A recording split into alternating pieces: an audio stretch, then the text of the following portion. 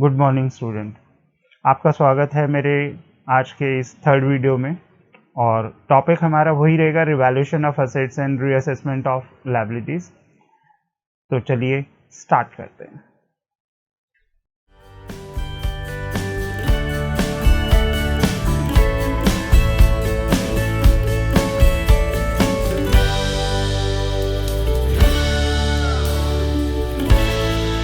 Welcome back. तो आज के हम इस वीडियो में जो है बेटा revaluation of assets and reassessment of liabilities के ऊपर कुछ असर्शन और रीजनिंग के जो एमसीक्यूज हैं उसके ऊपर डिस्कशन करेंगे। और बेसिकली ये हमारा थर्ड वीडियो है इस टॉपिक के ऊपर। तो मैंने अभी आपको जो है ऊपर जो लिंक दिया है बेटा, उसमें जो पहला पार्ट है वो आप ज़रूर देखिएगा, क्योंकि स्टार्टिंग हमारी वहीं से है बेसिक्स में। और जब आप उसे देख लेंगे तो उसके बाद आप सेकंड जो पार्ट है हमारा इसी टॉपिक के ऊपर या सेकंड वीडियो, वो आप उसमें देख सकते हैं। तो देखिए, जब भी रिकॉन्स्टिट्यूशन और पार्टनरशिप फॉर्म होता है तो उस समय जो है असेट्स और लायबिलिटीज की दोबारा से वैल्यूएशन की जाती है और ये फाइंड आउट किया जाता है कि एट प्रेजेंट जो है फर्म की फाइनेंशियल पोजीशन क्या है। रिकॉन्स्टिट्यूशन और पार्टनरशिप फॉर्म के बारे में बेटा मैंने आपको पहले भी बताया कि जब भी आपका कोई पुराना एग्रीमेंट ख़त्म होता है और एक नया एग्रीमेंट बनता है और बिजनेस कॉन्टिन्यूशन में रहता है, तो उस सिचुएशन को हम रिकॉन्स्टिट्यूशन ऑफ पार्टनरशिप फॉर्म कहते हैं। और ऐसा कब होता है? जब आपका change in profit sharing ratio among existing partners होता है, या फिर admission of a new partner होता है, या फिर कोई पार्टनर फर्म से रिटायर होता है, ठीक है, या फिर किसी पार्टनर की डेथ हो जाती है तब होता है, या फिर दो या दो से ज़्यादा फर्म्स हैं वो एमलगमेट होती हैं और एक नई फर्म बन जाती हैं। तो होता क्या है कि जब भी इस तरीके से कुछ भी चेंजेस आते हैं बेटा एग्रीमेंट में, तो उस वजह से जो है आपकी जो है असेट्स और लायबिलिटीज़ की जो है दोबारा से रिवैल्यूएशन की जाती है। और बेसिकली ऐसी सिचुएशंस को हम क्या कहते हैं? Reconstitution of partnership form. तो देखिए, जब भी हम रिवैल्यूएशन करते हैं असेट्स और लायबिलिटीज़ की, तो कुछ असेट्स की वैल्यू बढ़ सकती हैं, कुछ असेट्स की वैल्यू घट सकती हैं, कुछ की एज इट इज़ रह सकती हैं। साथ ही साथ हमें कुछ अनरिकॉर्डेड एसेट्स का भी पता चल सकता है जिसको हम सिंपल रिकॉर्ड कर लेते हैं। और वहीं पर जो है कुछ लायबिलिटीज़ की वैल्यू बढ़ सकती हैं, कुछ लायबिलिटीज़ की वैल्यू घट सकती हैं, कुछ की एज इट इज़ रह सकती हैं। साथ ही साथ हमें कुछ अनरिकॉर्डेड लायबिलिटीज़ का भी पता चल सकता है जिनको हम सिंपल रिकॉर्ड कर लेते हैं। तो बेसिकली देखो, बहुत सिंपल सा कंसेप्ट है कि जब भी इस तरीके से असेट्स और लायबिलिटीज़ की जो है रिवैल्यूएशन करी जाती है, तो सीधी सी बात है, असेट्स की वैल्यू बढ़ती है तो फ़ायदा होता है, असेट्स की वैल्यू घटती है तो नुकसान होता है। कोई अनरिकॉर्डेड एसेट्स होती है, रिकॉर्ड करोगे तो फ़ायदा होगा। वहीं पे इसके रिवर्स में क्या होता है? लायबिलिटीज़ की वैल्यू बढ़ती हैं तो नुकसान होता है, लायबिलिटीज़ की वैल्यू कम हो जाती है तो फ़ायदा होता है।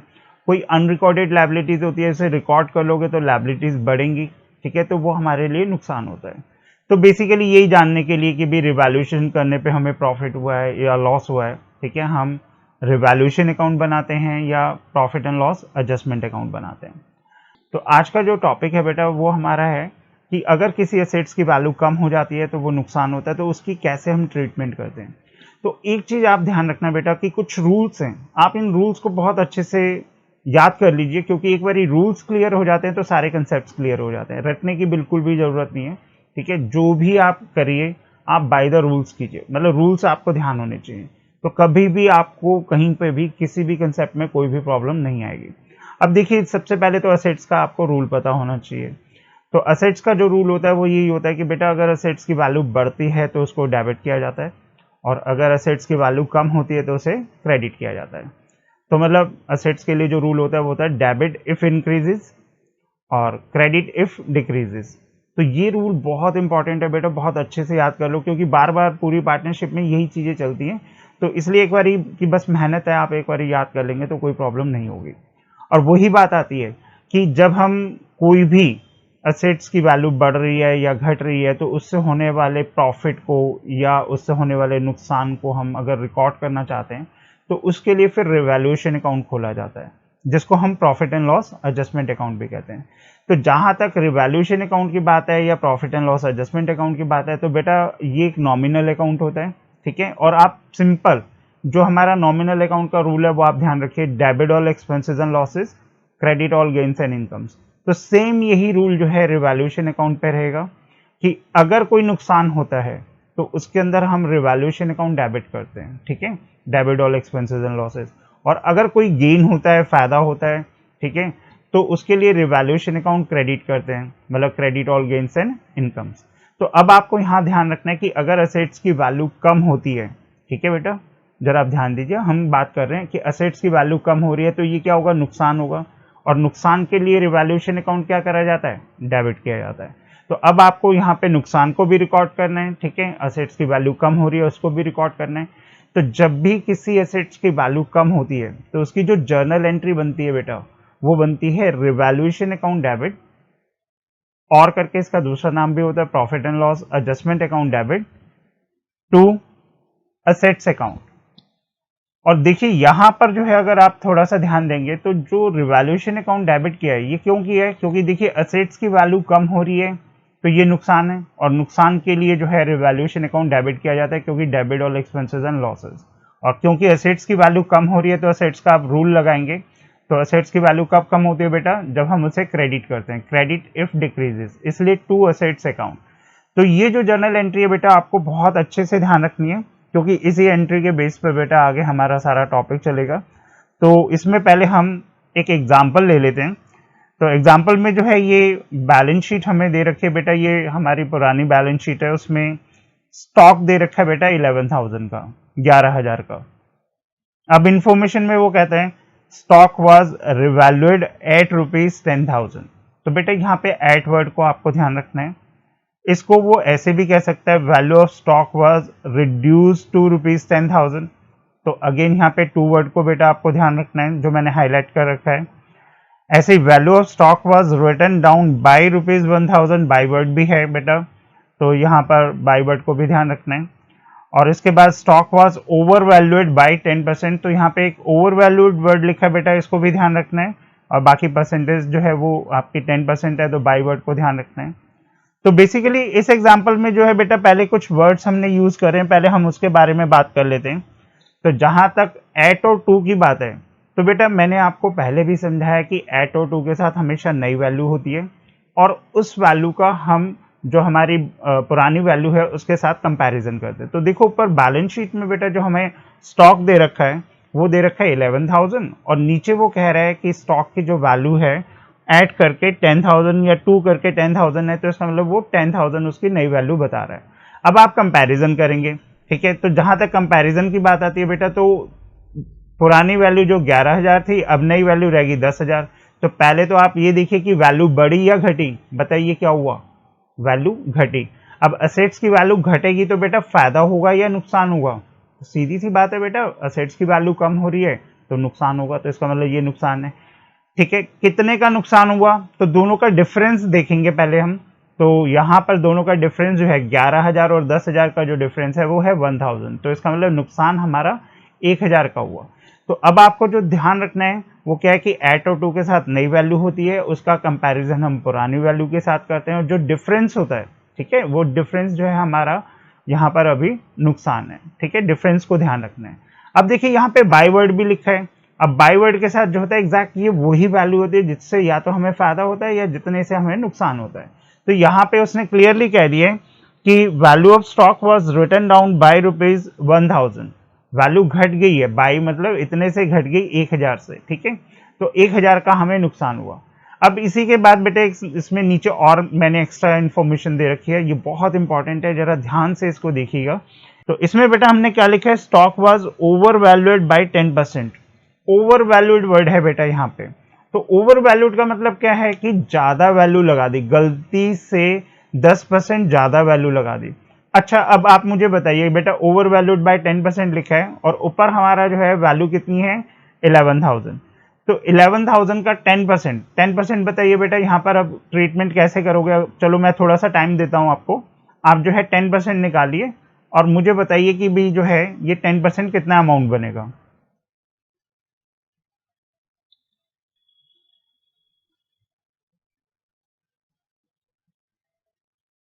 तो देखिए बेटा, अगर आप 11,000 का 10% निकालते हैं एक सिंपल तरीके से, ठीक है, तो ये बनेगा 1100, ठीक है, 1,100 रुपए। तो एक बात बताइए, ऊपर जो हमने और करके लिखे हैं, वहां पर क्या 1100 वैल्यू आ रही है, मतलब जो हमारा नुकसान हो रहा है क्या वो 1100 रुपये का हो रहा है? नहीं बेटा, ऊपर है 1000 और अब हम यहाँ 10% निकाल रहे हैं, ये तो बन रहा है 1100 रुपये।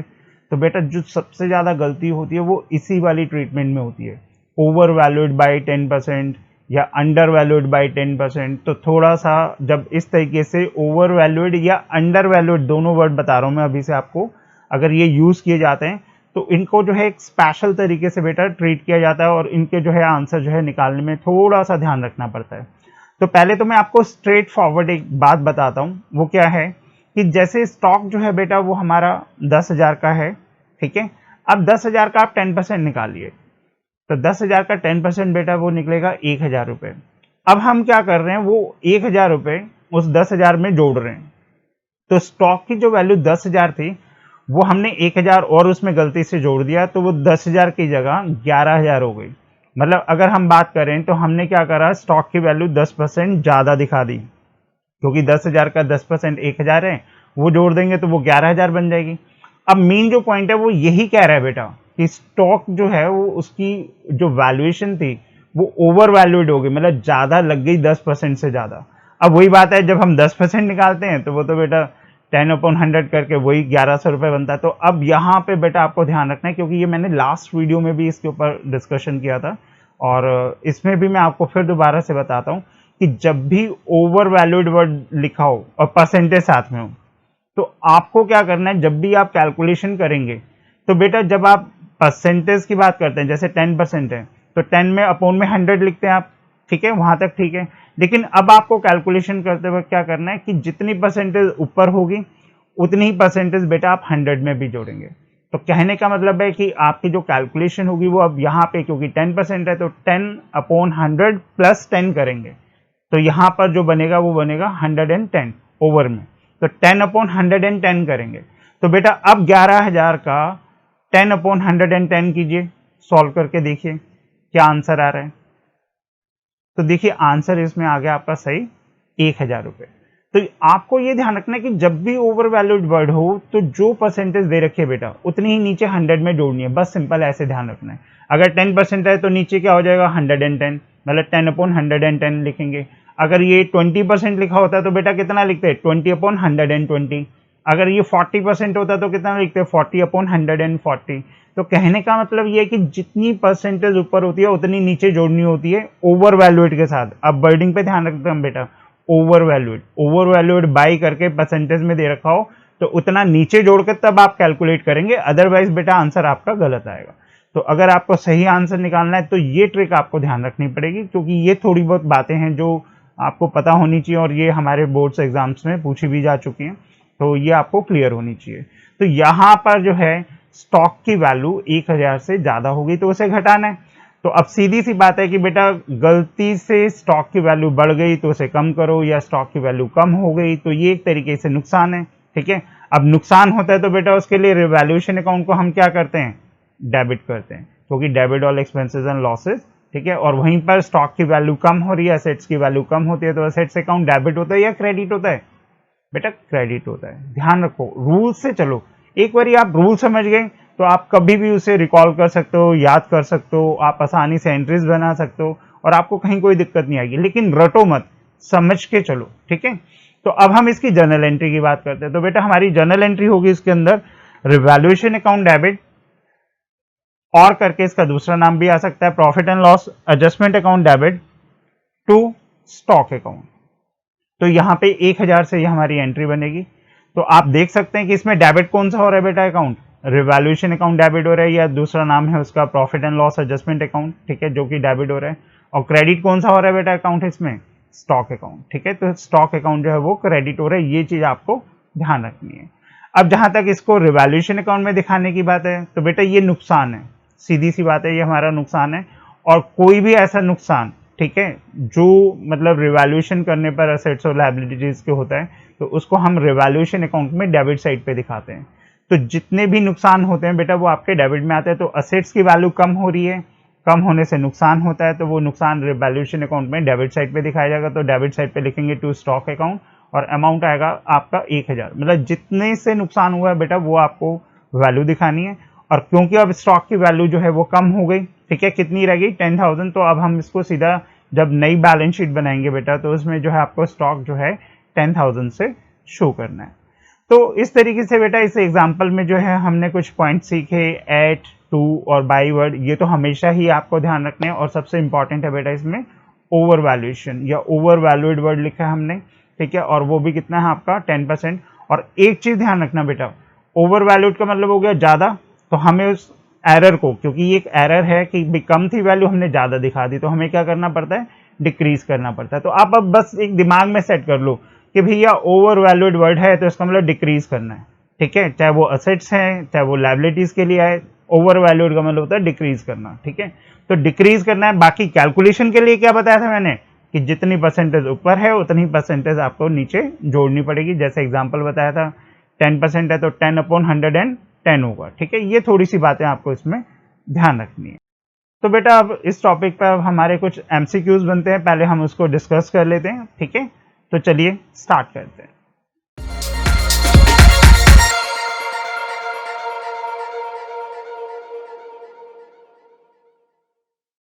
तो देखिए बेटा जो हमारा पहला एमसीक्यू है, in which of the following case revaluation account is debited.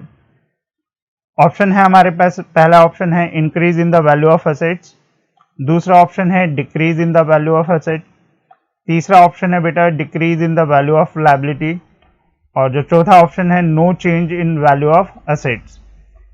तो देखिए बेटा इस एमसीक्यू में जो है आपको बहुत अच्छे से पहले जो है ये पढ़ना है कि वो क्या रहा है। Revaluation account is debited. Debited का मतलब है कि ये नुकसान को इंडिकेट कर रहा है, क्योंकि debit all expenses and losses होता है, ठीक है, और credit all gains and income. तो डेबिटेड कह रहा है तो वो नुकसान के लिए कह रहा है, पहली बात तो आपको ये समझ में आनी चाहिए। अब नुकसान के लिए बेटा नीचे 4 ऑप्शन है। अब इन चारों में से नुकसान किस में हो रहा है, हमें 2 मिनट में आपको देता हूं, मतलब आप देखिए जरा ध्यान से, नुकसान किस में हो रहा है। Increase in the value of asset जो पहली ऑप्शन है, क्या बेटा ये नुकसान है? नहीं, क्योंकि एसेट्स की वैल्यू बढ़ती है तो फायदा होता है। Decrease in the value of asset, assets की वैल्यू कम हो जाती है, क्या ये नुकसान है? हाँ, ये नुकसान है, ठीक है। बाकी की भी देख लेते हैं। Decrease in the value of liabilities, liabilities की वैल्यू कम हो जाती है तो बेटा फायदा होता है, नुकसान नहीं होता।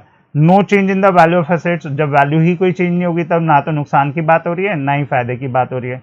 तो मेन जो बात है वो ये है कि रिवैल्यूएशन अकाउंट को कब हम डेबिट करते हैं, जब हमारा कोई नुकसान होता है, क्योंकि नुकसान के समय में रिवैल्यूएशन अकाउंट को डेबिट किया जाता है। जैसे मैंने आपको पहले भी बताया, रूल आप ध्यान रखिए कि debit all expenses and losses होता है, credit all gains and incomes. तो इसलिए इसका जो आंसर होगा बेटा वो answer number, option number B होगा, decrease in the value of assets. अब नेक्स्ट एमसीक्यू पे आते हैं बेटा। On the reconstitution of the firm, decrease in the value of asset is debited to. अब हमारे सामने 4 ऑप्शन हैं। पहला ऑप्शन है बेटा profit and loss adjustment account, दूसरा ऑप्शन है profit and loss appropriation account, तीसरा है आपका असेट्स अकाउंट, चौथा है आपका नन ऑफ द अबव। तो देखिए जो ये हमारा एमसीक्यू है, इसमें पहले तो आपको ये ध्यान रखना है कि जब भी रिकॉन्स्टिट्यूशन ऑफ पार्टनरशिप फॉर्म होता है, ठीक है, तो जो भी आपकी एसेट्स की वैल्यू कम होती है इज डेबिटेड टू। तो किस में डेबिट किया जाता है? तो एक्चुअल में जब भी ऐसे बेटा क्वेश्चंस आते हैं तो सबसे पहले आप इसकी जर्नल एंट्री समझिए।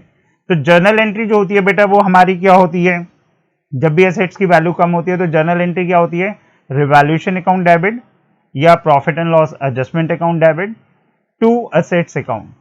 तो अब यहां पर इस एंट्री पे बेटा आप ध्यान दीजिए कि किसको हम डेबिट कर रहे हैं, क्योंकि वो डेबिटेड वर्ड यूज कर रहे हैं, ठीक है, न्यूमेरिकल में डेबिटेड वर्ड यूज कर रहा है। तो अगर हम डेबिटेड की बात करते हैं तो कौन सा अकाउंट डेबिट कर रहे हैं बेटा, रिवैल्यूएशन अकाउंट। वेरी गुड, इसको हम क्या कहते हैं, profit and loss adjustment account भी। तो इसका मतलब हमारे को अब हमें ये आंसर जो है ढूंढना है कि इसमें कौन सा हमारा ऑप्शन होगा।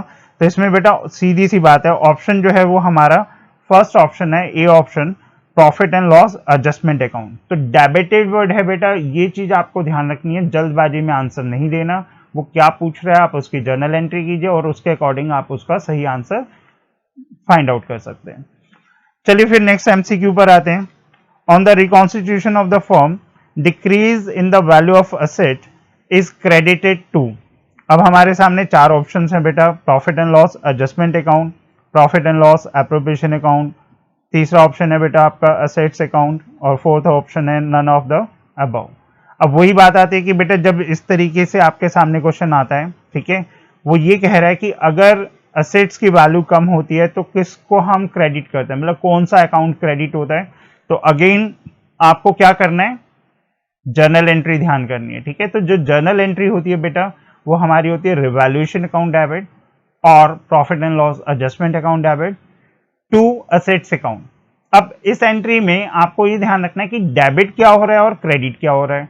तो डेबिट तो रिवैल्यूएशन अकाउंट हो रहा है, क्रेडिट आपका असेट्स अकाउंट हो रहा है। अब उसने हमसे जो पूछा है एमसीक्यू में, वो पूछा है क्रेडिटेड, वर्ड क्रेडिटेड पे ध्यान दो बेटा, ये जो मैंने अभी अंडरलाइन किया हुआ है क्रेडिटेड, क्रेडिटेड पूछ रहा है कि कौन सा अकाउंट क्रेडिट हो रहा है। तो बेटा एंट्री देख के बताइए इसमें एंट्री में कौन सा अकाउंट क्रेडिट हो रहा है।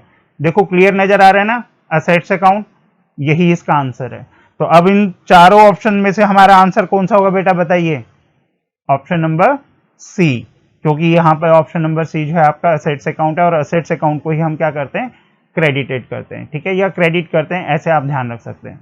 तो बेटा आपको डेबिट या क्रेडिट वर्ड पे बहुत अच्छे से ध्यान देना और उस हिसाब से उसका ऑप्शन चूज करना है। मतलब जल्दबाजी में ये नहीं कि भी कुछ भी आपके दिमाग में आ रहा है और जल्दबाजी में आप कुछ भी क्लिक कर रहे हैं, ऐसे नहीं करना। आप एंट्री सोचिए, फिर आप ये देखिए कि वो आपसे क्या पूछ रहे हैं, फिर आप उसके हिसाब से उसकी एंट्री कर सकते हैं। तो नेक्स्ट एमसीक्यू पर आते हैं बेटा।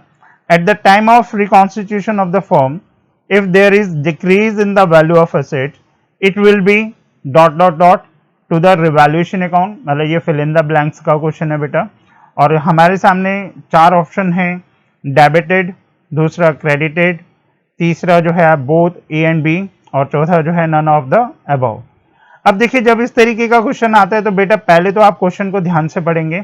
Decrease in the value of asset, assets घट रही हैं, ठीक है, इट विल बी, अब नीचे जो है डेबिटेड है, क्रेडिटेड है, बोथ ए एंड बी और नन ऑफ द अबव। तो देखिए बेटा बहुत सिंपल सी बात है, जब नुकसान होता है तो उसके लिए रिवैल्यूएशन अकाउंट को हम क्या करते हैं, डेबिट करते हैं, क्योंकि डेबिट और एक्सपेंसेस एंड लॉसेज होते हैं। जैसा कि मैंने पहले भी कहा है कि रिवैल्यूएशन अकाउंट बेटा आपका नॉमिनल अकाउंट होता है और इसमें नॉमिनल अकाउंट का ही रूल लगेगा, debit all expenses and losses, credit all gains and incomes. तो यहाँ पर जो है रिवैल्यूएशन अकाउंट क्या होगा बेटा, डेबिट होगा। तो इसलिए इसका जो सही आंसर होगा वो ऑप्शन नंबर ए है, डेबिटेड, ठीक है। तो अब यहाँ पे आपको ध्यान रखना है कि ये रिवैल्यूएशन अकाउंट की डेबिट साइड पर आता है, क्योंकि ये हमारा नुकसान है, या रिवैल्यूएशन अकाउंट को हम डेबिट करते हैं एंट्री में, ऐसे भी आप ध्यान रख सकते हैं। अब नेक्स्ट एमसीक्यू पर आते हैं। At the time of reconstitution of the firm, if there is decrease in the value of asset, it will be dot dot dot to dot dot account। मतलब दो fill in the blanks हैं बेटा, और अब जो नीचे चार options हैं उसको बहुत ध्यान से पढ़ना है। पहला ऑप्शन कह रहा है डेबिटेड कोमा रिवैल्यूएशन, मतलब आपका जो है वो first fill in the blanks के लिए डेबिटेड वर्ड यूज कर रहा है और सेकंड के लिए रिवैल्यूएशन। बी ऑप्शन आते हैं सेकंड ऑप्शन पे, क्रेडिटेड रिवैल्यूएशन। सी ऑप्शन है डेबिटेड गुडविल, और डी ऑप्शन है क्रेडिटेड पार्टनर्स कैपिटल अकाउंट।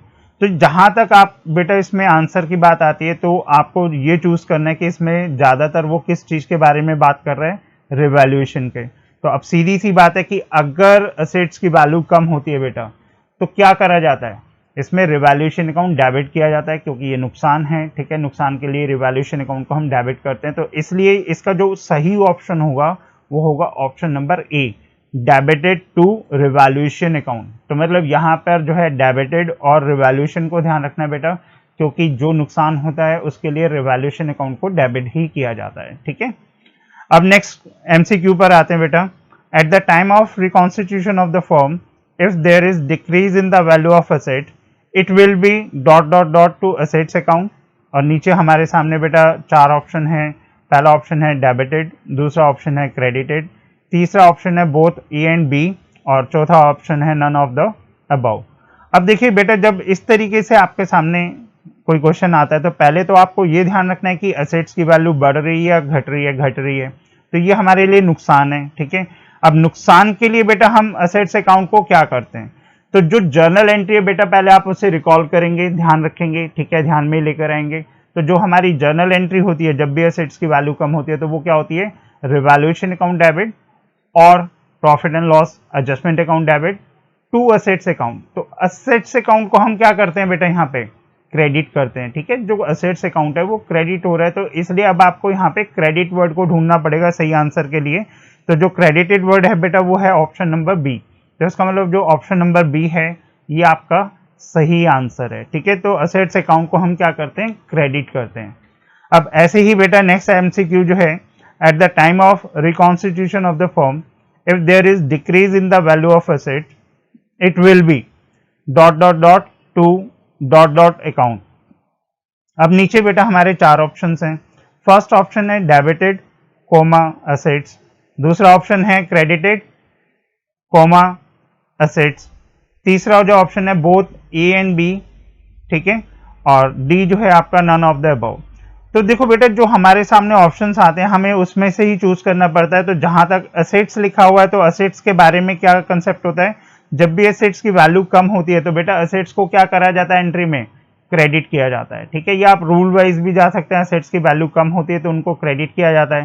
तो अब क्रेडिटेड और असेट्स ये दो वर्ड आपको ढूंढने हैं, तो बेटा ये ऑप्शन नंबर बी जो है वो इसका सही आंसर है, ठीक है। तो पहले फिल इन द ब्लैंक्स में बेटा आपका जो है क्रेडिटेड वर्ड आएगा और दूसरे में जो है वो आपका असेट्स आएगा वर्ड। तो यहाँ पर आपका ऑप्शन नंबर बी जो है वो इसका सही आंसर है। तो बेटा अब नेक्स्ट एमसीक्यू में आते हैं।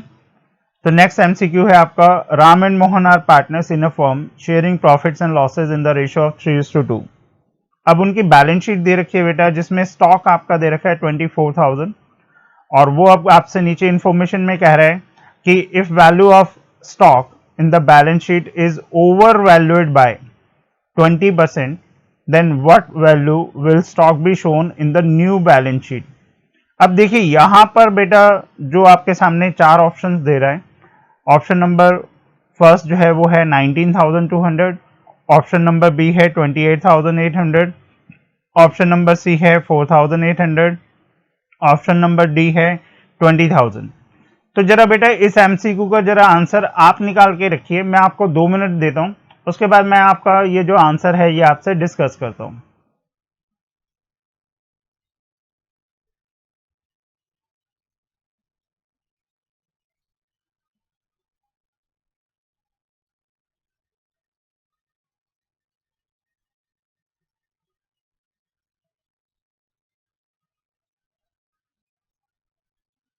तो देखिए बेटा अब आपने कुछ ना कुछ आंसर तो सोचा ही होगा, ठीक है। तो जरा टैली कर लेते हैं। सबसे पहले तो आपको जो है बेटा इन्फॉर्मेशन पे ध्यान देना है कि स्टॉक जो है वो ओवर वैल्यूड हो गया। तो ओवर वैल्यूड का मतलब है बेटा डिक्रीज करना, मतलब आपका फाइनल नेट रिजल्ट क्या रहेगा कि स्टॉक को डिक्रीज करना है बाय 20%।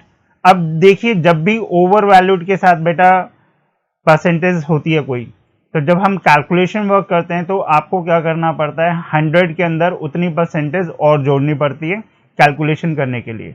तो मतलब जब आप 20% निकालेंगे, ठीक है, तो स्टॉक है आपका 24,000, तो 24,000 इंटू 20/120 करना पड़ेगा। ओवर वैल्यूड के साथ बेटा हमेशा ध्यान रखना कि आपका जो ये फॉर्मूला बनता है वो क्या बनता है कि जो भी परसेंटेज आपके ऊपर होती है उतनी ही ओवर में 100 में उतनी परसेंटेज जोड़नी होती है। तो 24,000 इंटू 20/120 करेंगे तो बेटा ये जो पहले वैल्यू निकलेगी ये आपकी निकलेगी 4,000। अब 4,000 जो है बेटा वो कह रहा है कि स्टॉक की वैल्यू 4,000 से बढ़ गई तो इसको घटाना है, ठीक है, 4,000 से घटाना है।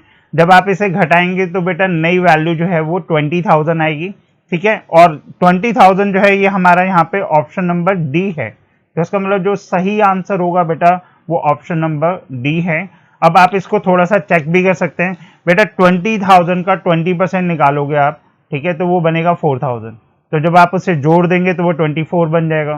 तो यहाँ पे वो यही कह रहा है कि ओवर वैल्यूड बाई 20%, 20% से ज़्यादा वैल्यू दिखाई जा रही है तो उसे कम करो। तो बेटा एक्यूरेट या सही आंसर निकालने के लिए आपको ट्रिक का पता होना चाहिए। ट्रिक क्या होती है, ओवर वैल्यूड के साथ जो भी परसेंटेज होगी उसकी कैलकुलेशन में हम क्या करेंगे, जो भी परसेंटेज है उतना ही नीचे 100 में जोड़ेंगे। मतलब 20% है तो 20/120, और अगर 30% है तो 30/130, मतलब 100 में उतनी ही परसेंटेज आपको और जोड़नी होती है, तब आप उसकी कैलकुलेशन करेंगे और वो आपको आंसर को ध्यान रखना है। और यहाँ पे खास तौर से जो मेन पॉइंट है बेटा वो यही पूछे कि क्या वैल्यू नई बैलेंस शीट में आएगी। तो नई बैलेंस शीट में बेटा नई वैल्यू दिखानी है, तो नई वैल्यू तो आपकी 20,000 बनती है, इसलिए 20,000 से उसको शो करेंगे। अब हम नेक्स्ट एमसीक्यू पर आते हैं बेटा। Ram and Mohan are partners in a firm sharing profits and losses in the ratio of 3:2। और ये बेटा बैलेंस शीट दे रखी है। बैलेंस शीट में स्टॉक की वैल्यू है 24,000 और इंफॉर्मेशन में वो कह रहा है if value of stock in the balance sheet is over valued by 20%, then at what value will stock be shown on the debit side of revaluation account. तो यहाँ पे बेटा आपको रिवैल्यूएशन अकाउंट का ध्यान रखना है। बैलेंस शीट नहीं पूछ रहा है, वो ये पूछ रहा है कि क्या वैल्यू जो है वो आपके रिवैल्यूएशन अकाउंट की डेबिट साइड में आएगी। और आपके सामने ऑप्शन है 4।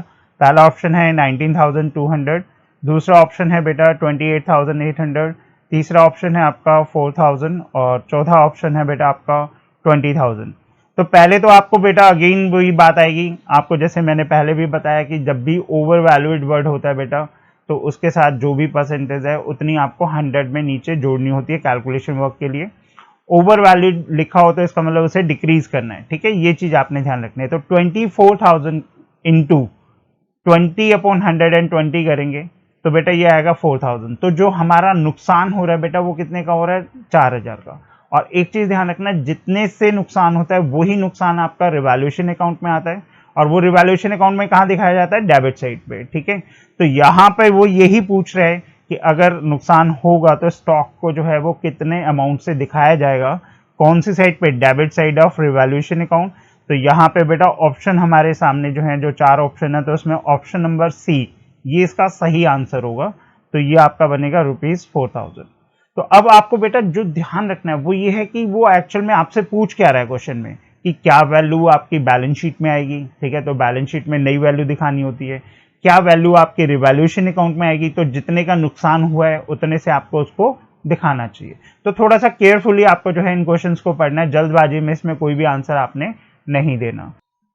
तो देखिए बेटा ये हमारे कुछ एमसीक्यूज थे जिसमें हमने बात करी कि अगर एसेट्स की वैल्यू कम होती है, ठीक है, तो उसके किस टाइप से हमारे एमसीक्यूज बन सकते हैं। अब हम बात करते हैं बेटा कुछ असर्शन और रीजनिंग के क्वेश्चंस पर, और इसमें भी हम decrease in the value of assets के ही टॉपिक पे बेटा बात करेंगे। तो चलिए आइए स्टार्ट करते हैं।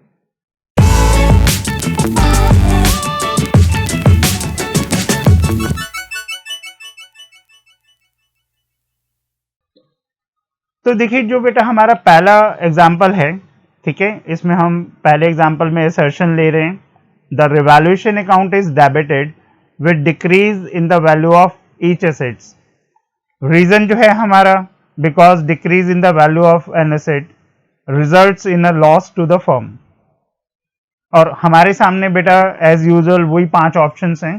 पहला जो ऑप्शन है बेटा हमारा option number A, both assertion and reason are true and the reason is the correct explanation of the assertion।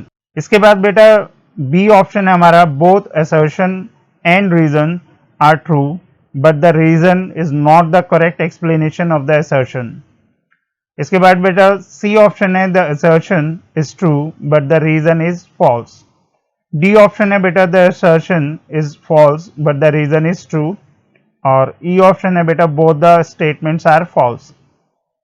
तो देखिए बेटा जब भी आपके सामने इस तरीके से असर्शन और रीजनिंग का कोई क्वेश्चन आता है तो जो पहली आपकी स्टेटमेंट होती है वो किसी फैक्ट को बताती है, ठीक है। तो जहां तक इसमें आप ध्यान दीजिए बेटा, वो कह रहे कि रिवैल्यूएशन अकाउंट इज डेबिटेड, मतलब रिवैल्यूएशन अकाउंट को डेबिट किया जाता है with decrease in the value of each asset. तो बेटा पहले तो आप सिंपल ध्यान रखिए कि अगर एसेट्स की वैल्यू कम होती है, ठीक है, तो वो नुकसान होता है और नुकसान के लिए रिवैल्यूएशन अकाउंट को बेटा हम डेबिट ही करते हैं। तो इसका मतलब जो पहली स्टेटमेंट है वो ठीक है, ठीक है। दूसरा अब रीजन की बात आती है तो वो ये कह रहे हैं कि जब भी एसेट्स की वैल्यू कम होती है तो इसकी वजह से फर्म को लॉस होता है। तो बेटा जो सेकंड स्टेटमेंट है ये भी ठीक है। तो सीधी सी बात है बेटा, अगर एसेट्स की वैल्यू कम होगी तो वो नुकसान होगा, ठीक है, और नुकसान के लिए फिर रिवैल्यूएशन अकाउंट डेबिट किया जाता है। तो इसका मतलब दोनों ही स्टेटमेंट ट्रू हैं।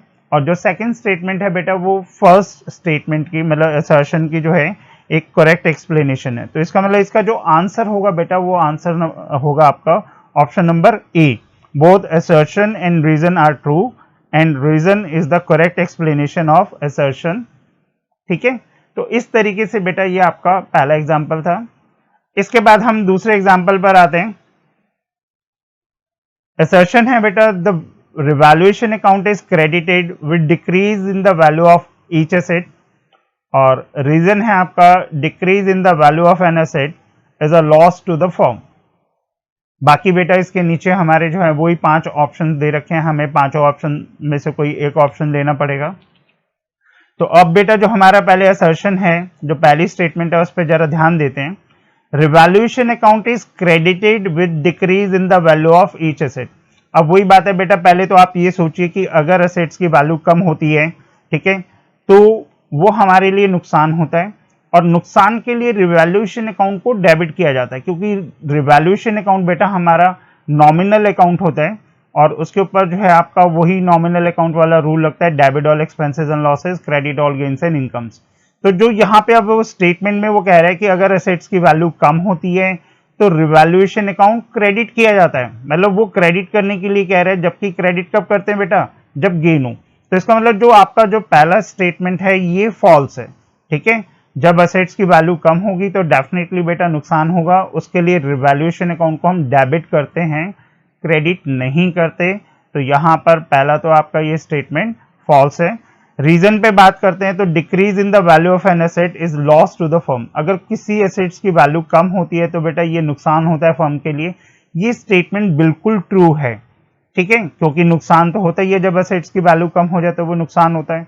तो अब हमारे सामने जो असर्शन है, जो पहली स्टेटमेंट है, वो तो है बेटा फॉल्स, और रीजन जो है बेटा वो आपका है ट्रू। तो जो आपके सामने ऑप्शंस है बेटा, उसमें आप देखिए कि किसमें असर्शन जो है वो फॉल्स है और रीजन जो है वो ट्रू है। तो बेटा इसका आंसर होगा option number D, the assertion is false but the reason is true. तो ये बेटा इसका सही आंसर होगा।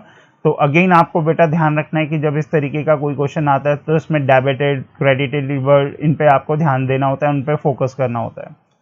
अब आगे हम नेक्स्ट एग्जांपल पर आते हैं। असर्शन है हमारी, the revaluation account is debited with decrease in the value of each asset, और रीजन है बेटा because decrease in the value of assets results in gain to the firm. और हमारे सामने वही बेटा पांचों ऑप्शंस रखे हुए हैं, A B C D E करके। तो जरा पहले बेटा हम असर्शन पे बात करते हैं। जो पहला स्टेटमेंट है उसमें वो ये कह रहा है कि revaluation account is debited with the decrease in the value of each asset. अगर एसेट्स की वैल्यू कम होती है तो उसके लिए रिवैल्यूएशन अकाउंट को डेबिट करते हैं। बिल्कुल ठीक है बेटा, क्योंकि एसेट्स की वैल्यू कम होती है तो वो नुकसान होता है, और नुकसान के लिए जो है आपका रिवैल्यूएशन अकाउंट जो है वो डेबिट किया जाता है। तो इसका मतलब जो आपका पहला स्टेटमेंट है, जो आपकी पहली स्टेटमेंट है असर्शन की फॉर्म में, वो बिल्कुल करेक्ट है। रीजन पे अब हम आते हैं, because decrease in the value of an asset results in gain to the firm. अब देखो इसमें तो वो ये कह रहा है कि अगर एसेट्स की वैल्यू कम हो जाती है तो इससे फर्म को फायदा होता है। भैया फर्म को कैसे फायदा हो जाएगा? अब एसेट्स की वैल्यू कम होगी तो फर्म को तो नुकसान होगा, और वो यहाँ पे कह रहा है नहीं जी इसकी वजह से तो आपको तो गेन हो रहा है। तो बेटा ऐसा नहीं होगा। तो इसका मतलब ये जो आपका रीजन है ये आपका क्या है? फॉल्स। तो अब हमारे सामने जो असर्शन है वो तो ट्रू है, बट जो रीजन है बेटा वो फॉल्स है। तो अब इसको जरा ध्यान में रखते हुए बेटा हमारे सामने जो 5 ऑप्शंस हैं उनमें से जरा अब आप ढूंढिए कि किसमें आपने ये देखा है कि आपका असर्शन जो है वो ट्रू है लेकिन रीजन जो है वो फॉल्स है। तो बेटा यहाँ पे जो आंसर है वो आपका है option number C, the assertion is true but the reason is false. तो इसका सही आंसर जो है ऑप्शन नंबर सी होगा।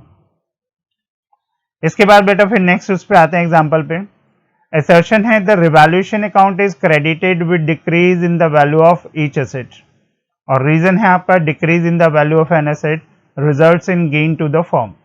और हमारे सामने बेटा वही 5 ऑप्शंस हैं, A B C D E.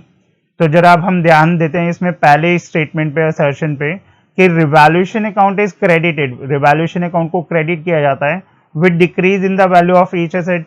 तो बेटा पहले आपको लॉजिकली सोचना है कि अगर एसेट्स की वैल्यू कम होती है तो वो नुकसान होता है, और नुकसान के लिए रिवैल्यूएशन अकाउंट डेबिट किया जाता है, क्योंकि रूल होता है आपका debit all expenses and losses, credit all gains and incomes. तो जो नॉमिनल अकाउंट का रूल है वो इस पे लगता है। तो रिवैल्यूएशन अकाउंट बेटा डेबिट होता है, लेकिन यहाँ लिखा हुआ है क्रेडिटेड। तो इसका मतलब ये हुआ कि ये जो फर्स्ट स्टेटमेंट है बेटा ये क्या है आपकी? फॉल्स है, ठीक है। इसको डेबिट होना चाहिए था, क्रेडिट नहीं होना चाहिए था। तो मतलब असर्शन जो है वो फॉल्स हो गई। अब रीजन पर आते हैं। रीजन में कह रहे हैं decrease in the value of an asset results in gain to the firm. तो वो हमें यही कह रहा है कि भी अगर असेट्स की वैल्यू कम हो जाती है तो इससे फर्म को फायदा होता है। तो अगेन बेटा इसके अंदर जो आपका मेन पॉइंट है वो क्या है कि अगर असेट्स की वैल्यू कम होती है तो वो नुकसान होता है, वो गेन नहीं होता। तो इसका मतलब ये स्टेटमेंट भी आपके जो है फॉल्स है। तो असर्शन भी फॉल्स है, रीजन भी फॉल्स है। तो बेटा अब इसमें पांचों ऑप्शन में से कौन सा ऑप्शन है बेटा जिसमें वो दोनों की बात कर रहे हैं? बिल्कुल ठीक बेटा, ऑप्शन नंबर ई है, both the statements are false. तो यहां पर जो इसका ऑप्शन होगा बेटा ऑप्शन नंबर ई जो है वो आपका सही आंसर होगा। तो इस तरीके से बेटा ये हमारे कुछ असर्शन और रीजनिंग के जो है कुछ क्वेश्चन इस पे बन जाते हैं। तो आज की इस वीडियो में जो है बेटा बस इतना ही, और अगले टॉपिक में अगली वीडियो में हम जो है बात करेंगे कि किस तरीके से जो है लायबिलिटीज की वैल्यू बढ़ती है तो वो नुकसान होता है और उसकी क्या क्या ट्रीटमेंट होती है वो मैं आपको नेक्स्ट वीडियो में एक्सप्लेन करूंगा। तो आज के लिए बेटा इतना ही। Take care, bye bye.